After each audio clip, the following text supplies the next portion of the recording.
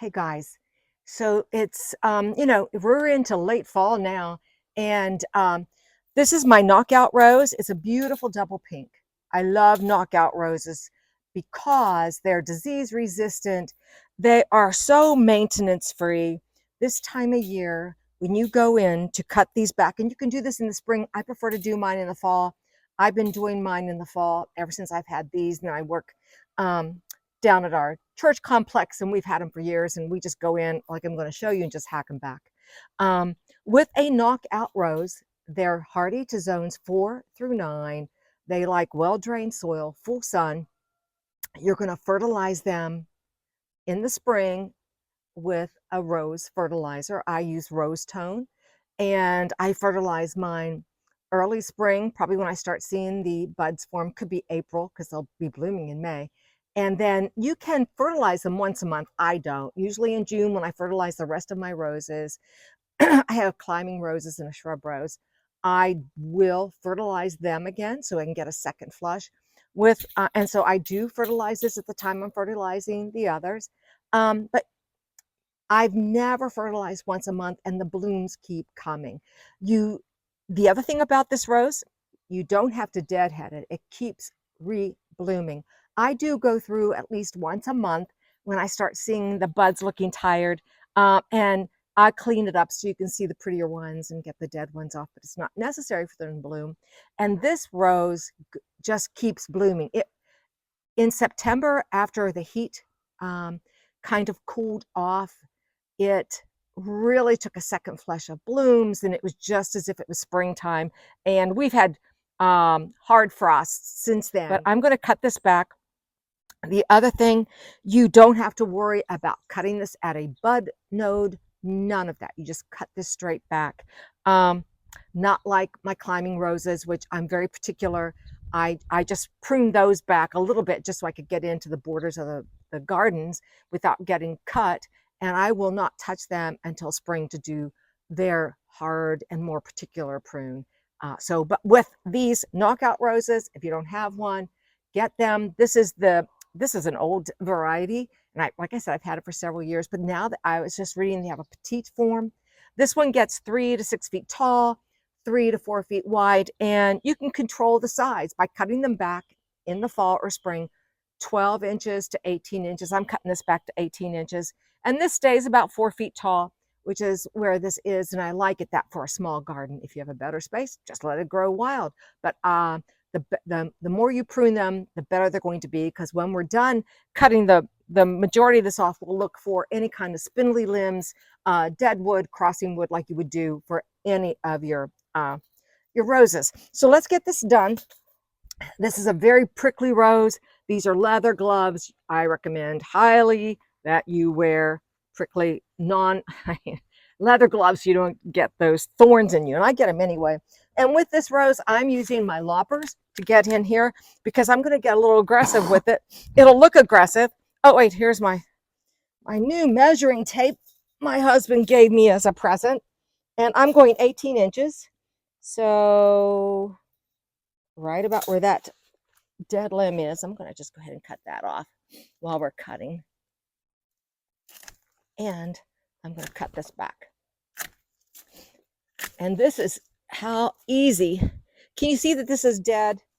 While I'm cutting, I'm going to go ahead and cut this out, because that's what you want to do for the spring.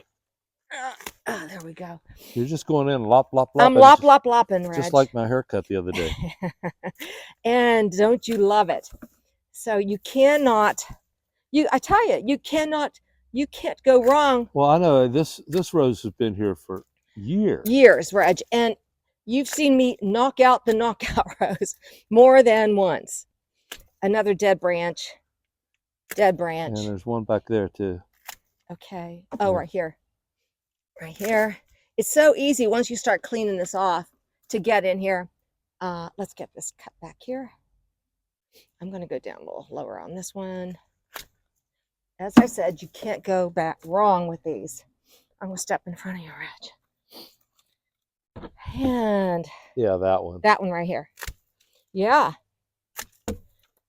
And this is how easy it is. What about that one? Is that yeah, dead? This one's coming. Okay, so we've gotten all of the heavy stuff off, which wasn't too hard.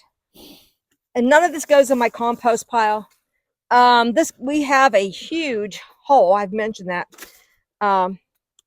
muskrat hole that we're filling up with rock and debris, and this is going to go in there. Well, as prickly as that rose is, that should be You think it'd be somewhat of a maybe a deterrent to deterrent? those Yeah, dang muskrats. I know. They're easily deterred in the garden with a little bit of that animal netting. But boy, they can eat a lot in a hurry. So that is it. I mean, I'm going to take this little spindly branch. How about that? Not too shabby. I'm going to go ahead and take this. No, I'm going to leave that. That's it. Now, the last thing I'm going to do,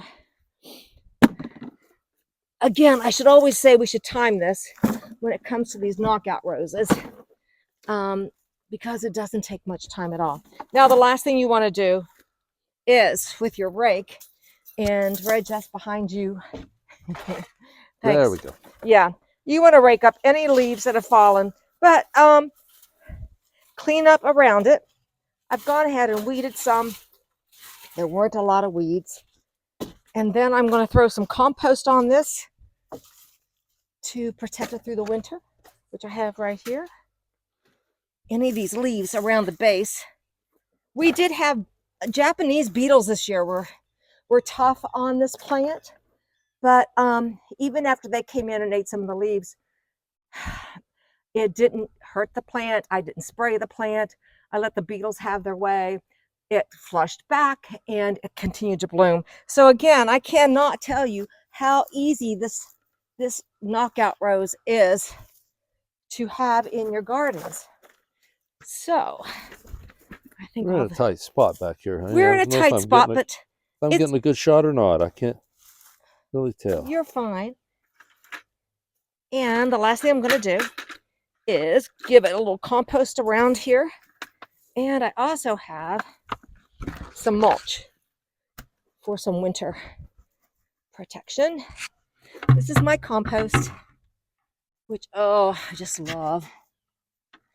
Uh-oh. Don't wear your best clothes out here. And now I'm going to top dress that with a little mulch. I've been out this morning looking around my garden to see where there's bare spots, bare dirt, to protect that soil through the winter months. All right. Looks like spring. It looks like she's ready, or he's ready for spring. That's right. If I can get unhooked. So there you are.